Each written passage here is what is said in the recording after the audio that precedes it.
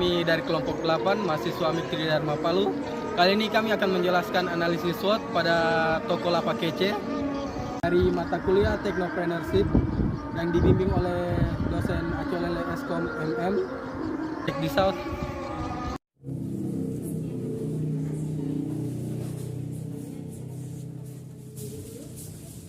Nama saya Zakia Nur Ramadan. Apalagi nama aja, umur 22 tahun. Banyak selain saya masih mahasiswa juga di Universitas Trisakti.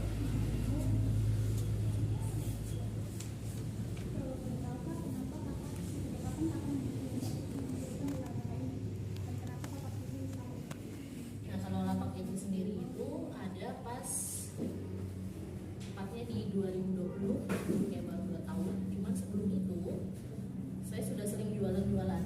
Dari saya awal kuliah di 2017 itu saya sudah sering jualan, atau 2018 kayaknya waktu itu. Media sosial yang pakai Facebook terus saya gunakan, terus sampai akhirnya saya coba Instagram itu pas pandemi. Pas waktu pandemi Maret itu sudah ada juga jualan, cuma waktu itu pindah-pindah gitu. Saya coba semua, snack saya jual, snack yang viral saya jual, pokoknya ada lagi apa tote-tote yang baru saya jual, sampai akhirnya satu produk kacamata itu bulan Maret. Tapi habis itu waktu pandemi yang hebat, orang-orang suruh libur kan, waktu itu saya pulang kampung, akhirnya saya balik lagi di saya lihat peluang di Instagram, jadi saya coba mainin Instagramnya. Di situ saya harus buat, berarti saya harus buat nama untuk toko saya di media sosial dong. Nah, jadi saya pilih nama Lapak Kece. Kenapa Lapak Kece? Karena waktu itu saya cuma di kos-kosan kecil gitu, saya sediakan barang di situ. Jadi ketika orang datang, berarti apa ya? Orang misalnya walaupun tempatnya kecil, dia saya kasih nama lapak, dan dalamnya ada produk-produk kacamata. Kenapa saya pilih kacamata? Karena waktu itu apa ya? Saya udah coba banyak-banyak barang, tapi yang kena banget sama saya itu produk kacamata. Saya mudah sponsornya, bagaimana saya bisa saya gunakan sendiri kacamatanya, ternyata cocok di saya. Kebetulan saya juga kacamata banyak, ini kacamata tuh produk yang saya suka banget karena cocok banget di saya gitu. Jadi semua produk yang saya jual itu produk yang cocok sama saya. Saya nggak akan jual walaupun ada yang viral, misalnya ada kacamata yang viral, tapi itu nggak saya suka, nggak cocok di saya, nggak saya jual. Gitu sih. Terus apa yang membedakan usaha kakak dengan produk itu sendiri? Yang membedakan apa ya? Kalau sekarang kan mungkin sudah banyak juga. Kalau lalu waktu saya buka toko kacamata, ternyata ada sudah yang besar duluan. Apa ya? Kalau jenis-jenisnya pasti hampir sama, harga juga hampir sama. Saya nggak pernah mau bersaing harga di sana. Misalnya ada kacamata nih 25.000, saya langsung kasih turun 15.000. Saya nggak pernah kayak gitu. Saya selalu ngecek harga pasar berapa, saya ikutin aja. Yang membedakan adalah mungkin cara saya promosi, gimana saya di sosial media, gimana saya berinteraksi sama follower saya, terus gimana juga pelayanan di tokonya. Jadi itu yang saya tingkatkan sih, pelayanan di toko, bagaimana kita di sosial media, bagaimana cara promosinya. Mungkin itu yang membedakan. Kalau barang-barangnya kurang lebih sama, harga juga saya mengikuti harga di pasar. Terus untuk target kamu sendiri kakak fokuskan ke mana?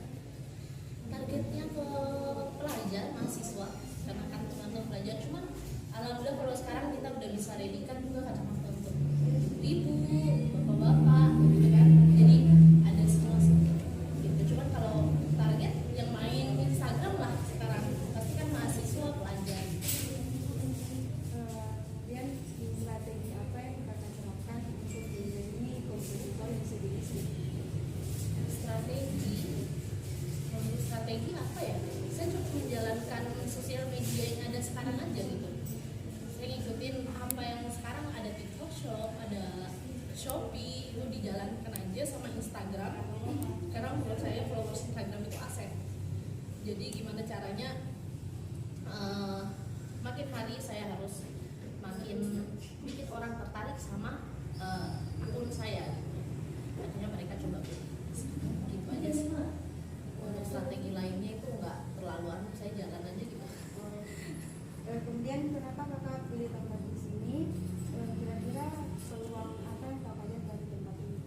Kalau untuk tempatnya itu memang sebelumnya saya pernah di Tombolo 7 sebelum pindah ke sini. Memang saya pilih yang di tengah-tengah. Saya juga nggak karena fokusnya tuh mahasiswa pelajar, makanya menurut saya ini tempat paling pas karena nggak terlalu ke arah ujung sana Tondo, nggak terlalu di kota.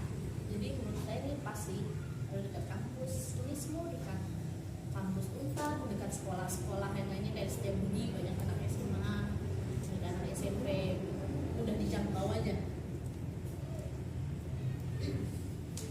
Apakah sejauh ini kakak akan ingin membuka usaha yang besar atau ingin sederhana? Kalau ingin lebih besar, pastinya ingin lebih besar ya.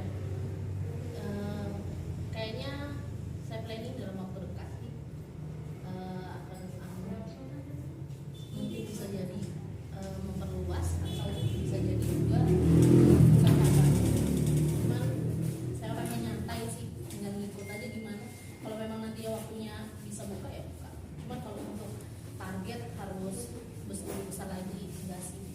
Karena saya apa adanya aja. Waktu pindah ke toko ini tuh kosong gitu, di bagian tengah kosong. Saya belum punya barang sebanyak itu karena saya itu bertahap.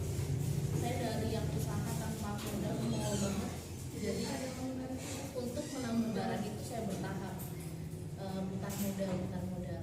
Pas bisa kontrak di sini barang saya cuma sedikit, dia cuma di pinggir, di tengah ini kosong, nggak ada barang. Supaya akhirnya saya bisa tambah lemari, bisa tambah rak, jadi bisa penuh sampai sekarang. Jadi kalau untuk yang memperbesar pasti mau, cuman nggak ada target, ikut aja gitu.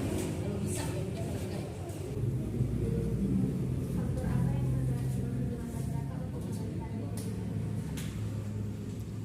Apa ya yang menghambat? Nggak ada sih. Cuma kalau dulu pas awal mau dirintis itu hambatannya yang modal.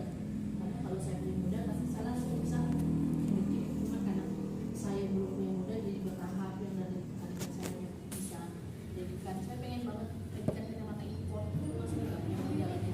Baru yang lokal sebelum itu. Ya sih, jadi hambatannya waktu lalu modal. Kalau sampai sekarang sih kayaknya hambatannya sih. Bisnis kakak? Nggak ada sih, ini aman aja gitu, masih seperti sebelumnya. Dengan jalankan bisnis dan bagaimana cara menjalankan? Kalau masalah selama ini yang paling sulit ya itu saya pernah pas kontrak di Foto Borobudur baru 7 bulan. Ternyata ini memang kesalahan saya dari awal, tidak hati-hati. Ternyata itu yang punya kontrakan itu punya utang sama bank, dan itu kredit rukonya. Jadi saya didatangi pihak bank waktu itu, disuruh segera pergi, dikasih waktu 1 bulan, padahal saya baru kontrak 7 bulan. Itu kalau dihitung saya rugi puluhan juta kira-kira. Karena untuk masuk itu saya harus renov semuanya baru 7 bulan. Karena posisinya waktu itu saya itu belum punya apa-apa begitu ya. Hasil jualan juga masih untuk tambah barang. Jadi saya benar-benar nol gitu. Disuruh pindah, gimana caranya saya dapat kontrakan gitu. Jadi saya kumpul uang dan waktu seminggu saya cari dulu kontrakannya, deal sama kontrakan ini. Saya hubungi semua keluarga saya yang dekat-dekat. Aduh, gimana saya butuh bantuan. Ada waktu itu saudara saya yang bantu saya 30 juta pure dari dia, itu hanya untuk isi renov yang di sini. Saya bisa kasih kembali dalam waktu 1 minggu. Karena pas sudah di sini, alhamdulillah penjualan juga naik. Intinya yakin aja sih. Tapi waktu itu sempat stres sekali. Sempat stres, tiba-tiba wah bisa-bisanya gitu. Dan yang punya kontrakan itu saya hubungi udah bisa. Pak ini gimana kok kontrakannya mau diambil bang? Dia tidak bisa sama sekali, tidak. Lepas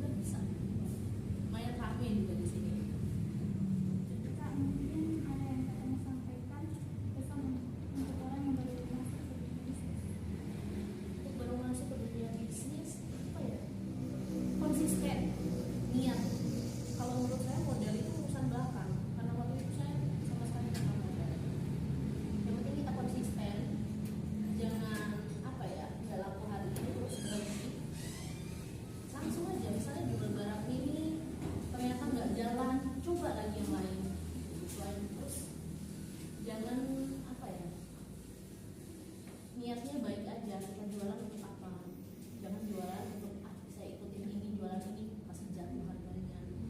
Lu apa ya, jangan bikin orang lain lihat usaha kamu, orang lain sakit hati, itu parah banget itu.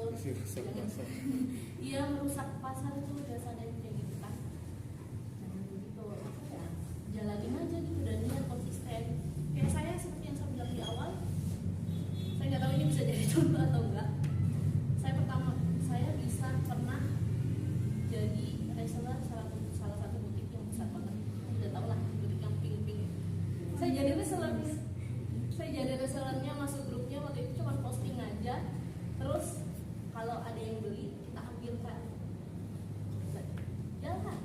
Saya pernah kredit-kreditkan barang di kampus kuliah, saya bawa kampus, tas, snack lidi saya pernah coba, terus seblak instan saya pernah coba. Pokoknya kayak gitu nggak laku, ya udah saya coba lagi barang yang lain sampai saya ketemu produk yang cocok sama saya, kacamata. Akhirnya kalaupun mau bikin mas toko, saya maunya bisa punya dikenal sebagai toko kacamata. Mending intinya konsisten sama niat. Kalau kita udah mau terjun dunia bisnis, tentukan apa yang kita mau jual, kita harus usahakan, itu aja sih.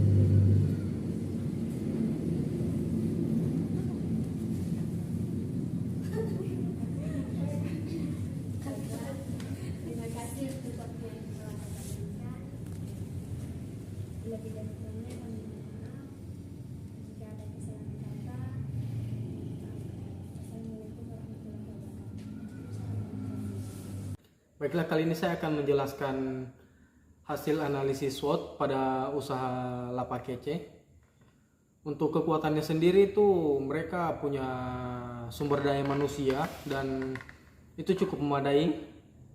Juga mereka menjual produk yang cukup diminati masyarakat dan harganya cukup terjangkau. Mereka juga mengandalkan sosial media sebagai media untuk pemasaran produk mereka. Untuk kelemahannya sendiri, usaha Lapak Kece itu bisa dibilang usaha yang sudah cukup pasaran, jadi saingannya cukup banyak. Nah, untuk peluangnya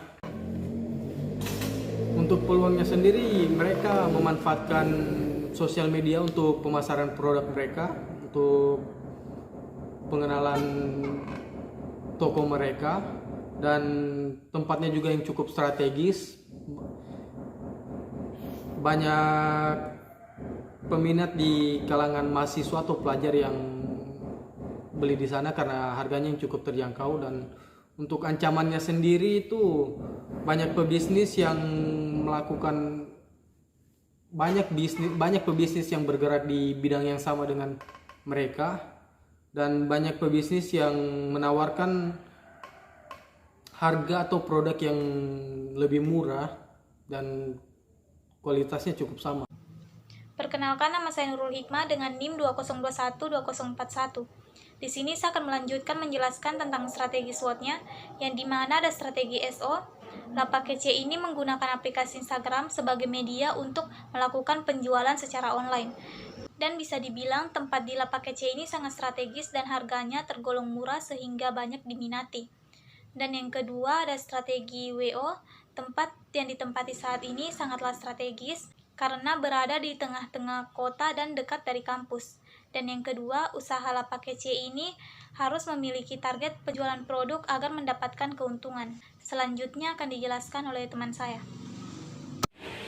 Assalamualaikum warahmatullahi wabarakatuh. Perkenalkan, nama saya Rahma dengan NIM 2021-2027. Di sini saya akan melanjutkan menjelaskan dari strategi ST, di mana usaha Lapak Kece ini harus membuat promo di setiap bulannya agar pelanggannya lebih meningkat dari sebelumnya. Kemudian ada strategi WT.